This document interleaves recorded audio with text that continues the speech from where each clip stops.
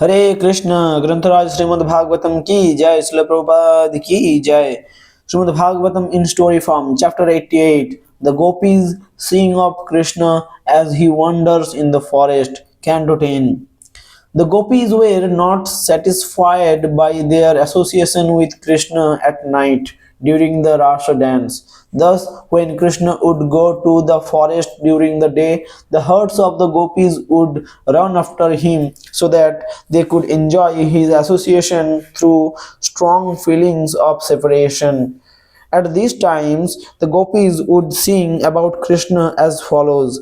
When Mukunda lies down with his left elbow on the ground and his cheek resting upon the palm of his left hand, his eyebrows dance as he plays his flute, covering its holes with his delicate fingers.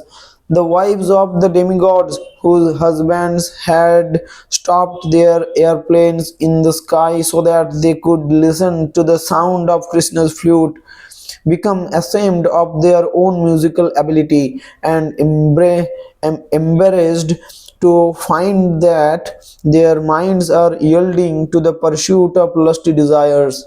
When Krishna plays his flute, all the cows, bulls, and deer standing in groups at a distance become stunned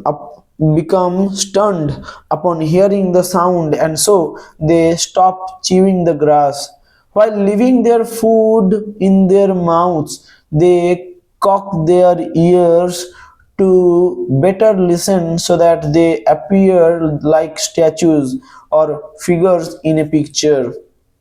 Sometimes Krishna decorates himself like a hero with peacock feathers on his head and colored minerals smeared over his body. When Krishna plays his flute to call the cows, the river stops flowing, being stunned in ecstasy as it eagerly waits for the wind to bring the dust from his lotus feet.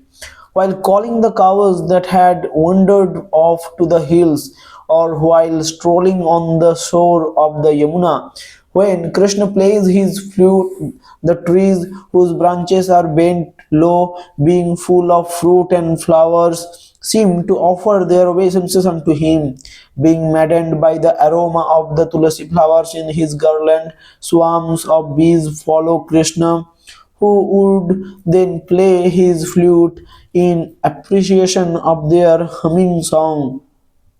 The combined sound is so sweet that the swans, cranes, and ducks meandering there become stunned, closing their eyes while entering a trance of meditation.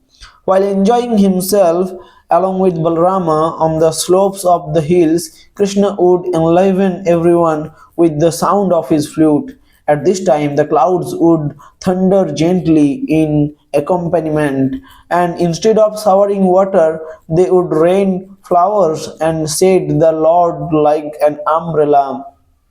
Addressing Mother Yashoda, who was present, the gopis said, "O pious mother, your son has invented many new styles of flute playing. When he places his flute to his reddish lips and sends forth his melodies, Brahma, Shiva, Indra, and the other chief demigods become bewildered upon hearing the sound.